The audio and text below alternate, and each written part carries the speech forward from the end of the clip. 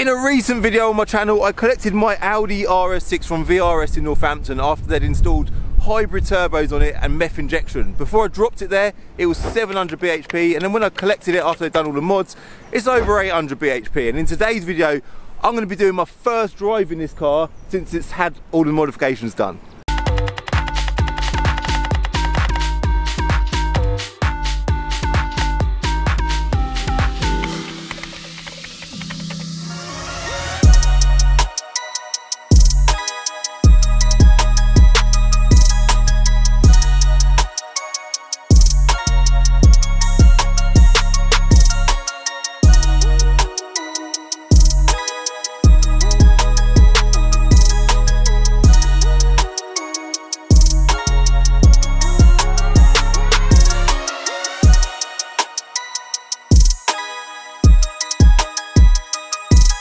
$820 BHP. 820 BHP. I can't believe it. I'm actually shocked that I've got a car that's got over 800 brake horsepower. I know we're not here to talk about the looks of it, but whilst we're stood in front of it, we need to quickly talk about how good this car looks. Arsehole plate, obviously that goes hand in hand with the savageness under the bonnet, but it's got so much road presence. The big bold wide arches, I always talk about how much I love them, and bear in mind I haven't had this car on my channel for a long time, so for me this is all quite it's quite an exciting time, man. It's a big thing. I think it weighs nearly a couple of tons, huge wheels. It's all stock form, like as you look at it, the body's stock, the wheels are stock obviously. I've not done anything to the chassis of the car.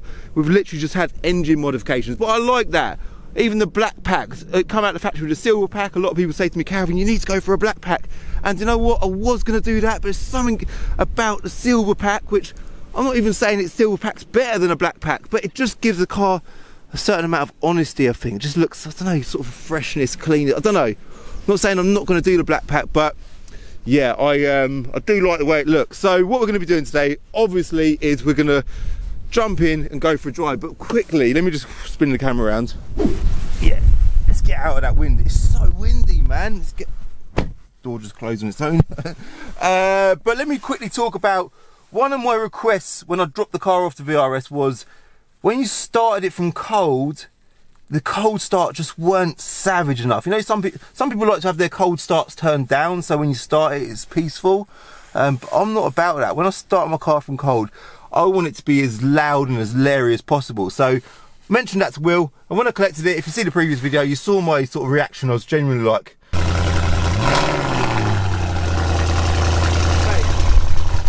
that sounds bloody ridiculous. Oh my god, that is noisy, but I absolutely love it. And I've just done a cold start in it this morning when I started it. Check this little clip out.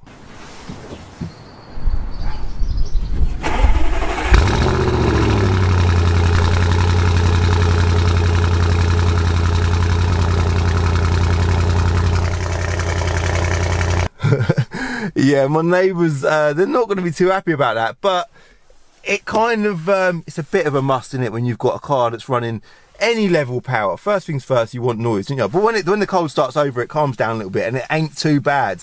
So, but yeah, I just had to quickly throw that in. So what we'll do, let me just flip the camera up there quickly, put that on there. If I start the engine right now, sort of flip that up the right way so I'm not upside down for you lot.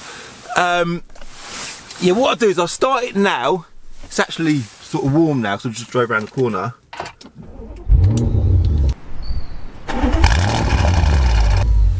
Because it's warm, it won't have a savage cold start. But yeah, what we'll do, we'll get on the road and let me show you how mental this car is, right?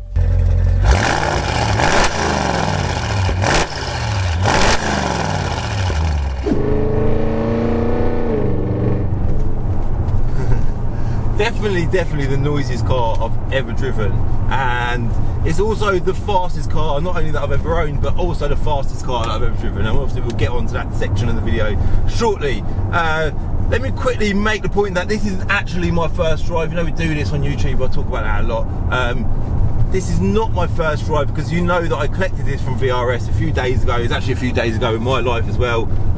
But I purposely, there's a crow in the road, I purposely drove it like a granny the whole way home. When I left VRS, it was dark, it was rush hour, there was traffic the whole way home, and I just thought, you know, I'm just going to drive it sensibly and not get the full experience of driving it like or getting to feel the power, because I'm going to save that for my first drive. So I have driven it, I have felt the power, because I'd have been an idiot not to have had a little play with it on the way home, but I've not really hammered the out of it myself since I've had it, alright? So I want to make that clear. So first things first, like when you get in the car and you drive it, like right now I'm just sort of pottering along 40 mile an hour within the speed limit. It drives exactly as it did before. There's no different. Even the noise of it, we've got bigger downpipes now, so there is probably a little bit more noise there, but to me it's not noticeable at all. It's obviously noticeable on cold starts, but other than that, it drives exactly the same, right? So, which I like. I like cars that sort of have been tampered with, but I don't like it to be too much where it affects the daily running of a car, right? Obviously we've got a big tank of meth in the boot. Meth is very simple stuff, just keep it topped up, a bit like fuel, and it's fine. It ain't expensive either, but it's important that that's kept topped up, because that is what's keeping this engine cool. And temperatures on engines, especially when you're tuning them, that is crucial to get that right. So I've got to make sure that's constantly topped up. I've got this little gauge down here that tells me that everything is as it should be, all right? So I should really keep that open, shouldn't I? Yeah. But yeah, daily running, it's fine. 820 bhp, it's a reserved amount of power. I want to make that clear as well. A lot of people are like, Calvin, why don't you go for more power? I don't want to be at a crazy, there's a horse doing funny stuff in the road in front of me.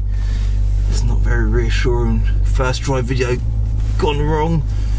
Don't want to jinx myself. Shall I go? What would you lot do right now? Yeah, she's comfortable that I can go. I'll be gentle, because this car will scare that horse. It's okay, horsey, relax, it's okay.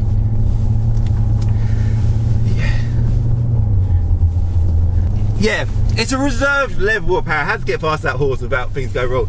And that is important. You know, these engines are fit for over 1000 bhp, but cooling is crucial, like I just said. And we've got a hell of a lot of meth going into the turbos, and it's keeping everything nice and cool, all right? Very important. Power delivery wise, so what we're gonna do now is we're gonna make sure we're in dynamic mode. Just give you an idea. Very difficult for me to show you exactly what it delivers power like through the camera, but I'm gonna give it a good shot, all right? But before I do that, what I'm gonna do is click my fingers and take you to a private road on a farm that's quite local, and just a way that we can drive spiritedly, or whatever you want to call it, without breaking any rules, right? So let's go there now.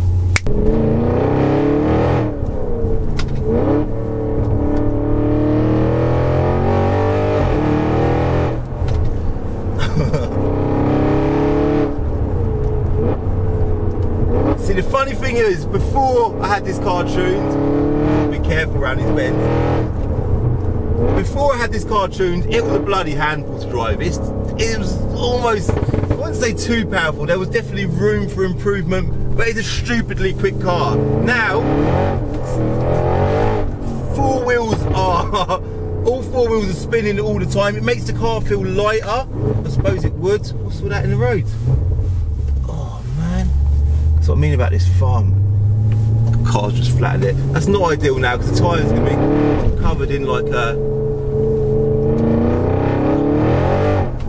Oh my god. It's almost undrivable. The roads are dry, but there's sort of elements of damp on the roads. But it's a bloody handful to drive. The noise, one noise I want to point out is you can almost hear the turbo sort of screaming a little bit.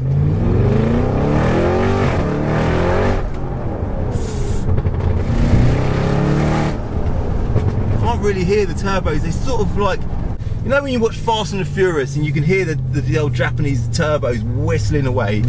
This car is...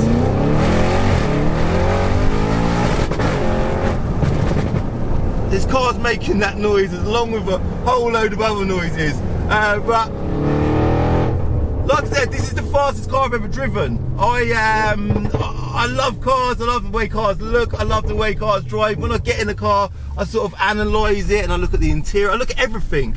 And for me to be sat in a car that's got this level of power, and it's an estate car, man. This is an Audi estate car. It's mental. Like, the back wheels are just lighting up. It's got a strange nimbleness to it. It which feels strangely nimble, but honestly, man, it's scary fast, which you can probably imagine. And like I say, through a camera, I don't know what you're experiencing right now whilst you're watching this video, but it's really, really difficult for me to pull it through a camera. Let me just go back to normal roads. Back on normal roads, I'll keep it a bit calm now. On my way to work, by the way, in my 120 BHP Audi RS6. But yeah, it's crazy, this car. I don't know what I was just talking about. I'm kind of a bit, I don't want to be too, I'm shocked. I'm actually shocked how quick this car is. And bear in mind, I've been driving in my M6 for the last sort of few weeks, whilst this has been at VRS. And the M6, I don't want to talk too much about it because I am going to do a direct comparison video. That's got to come soon. Absolute must. Bit of a no-brainer, but the M6 just doesn't put power down like this does. I know, like, we're spinning up, we're on a better road now, but yeah, you've got to be, strangely, for a four-wheel drive car, which you don't expect, you've got to be mentally on point when you're driving this car in any conditions, because it is that powerful. And I think with a bit of weight loss, like if we right now got a boot full of stuff to start with, but secondly, if we put lightweight wheels on it, upgraded suspension, just stuff like that, I think it would transform the car even further. So yeah, that sort of whistling noise that I keep, I don't know if you're hearing that through the camera, I love that sound, man. It's really, really subtle, but I can just about hear it. The meth's looking good. I should have checked that on a more of a regular basis, but a bit carried away with having fun. But yeah, man, got my Audi RS6 back. I'm currently driving to work. I know I just mentioned that, in my Audi RS6. I want to remind you, like, a lot of people can be like, oh, it's going to break. I'm quite confident this car is not going to break, right? Part of the reason why it took so long to tune it for me to get it back is because there was lots of trying and testing. They'd push it to a power limit, go again, keep making sure the temperatures were correct, running different levels of meth, and making sure it is tuned to a safe level of power without anything going wrong. So if it goes wrong, it'll make good content, but I'm pretty sure it ain't gonna go wrong. So yeah, unbelievable car. I need to turn the heater down because I'm roasting hot. My face is bright red. I look like a tomato. But yeah, well, Audi RS6 is back, man. So I'm going to end it here. I'm now on the A5, heading towards Milton Keynes. I'm going to be at work soon, but a little taster for what the car's doing, how it's driving. Hope you like the video. If you did like the video, hit like. If you're new to my channel, hit subscribe. I'm going to remind you that I'm going to do that comparison video between this and the M6. That's going to be a quality video because I've got a lot to say about the pair of these cars. And yeah, so make sure you subscribe, hit like if you like the video, and give me a follow on Instagram at CalvinsCarDory. And that's it. I'll see you soon, alright? Bye.